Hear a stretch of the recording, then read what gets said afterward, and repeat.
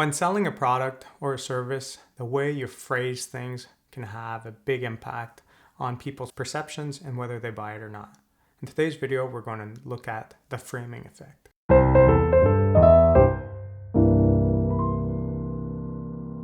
So to better understand the framing effect, we'll just go through a few examples and you'll get the general idea behind it.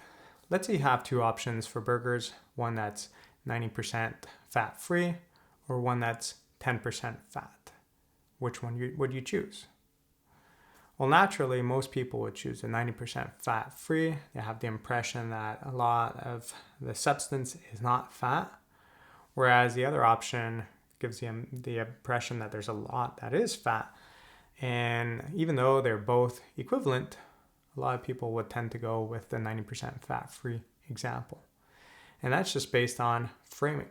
If we think also about the option of, I tell you, there's this lottery going on, you can buy a ticket from me, and you either have 1 in 1,000 chance of winning the big prize, or you have 999 out of 1,000 chances of losing this big prize. Which one would you choose? Or which one would you be tempted to buy a ticket for? Well, the 1 in 1,000 illustrates and highlights the positive possibilities, whereas the other one is focusing on the negative side of things. So that's just another example of the framing effect. There's also the idea of, if I tell you, well, this toothpaste, 4 out of 5 dentists recommend it, versus this toothpaste, 1 out of 5 dentists does not recommend it. This one gives you an idea of trust. Most dentists recommend it. It's a good toothpaste. But this other option tells you, I wonder why this 1 out of 5 dentists does not recommend it.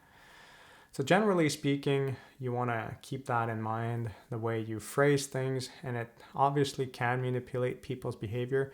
It gives them a sense of trust versus a sense of being wary of your product. So always keep that in mind. There's also how we could frame on prices, the idea of $9.99 versus $10. $9.99 just seems more of a bargain, but that's just a separate story. And it's just how you can frame the price of something as well. If you frame it on a daily price versus a yearly price, it makes it seem smaller. It's like I'm paying $1 a day for the gym. That's fair enough. Like I could easily go away with $1 a day, but then when you put it $365 a year, you're thinking, ooh, that's a lot of money.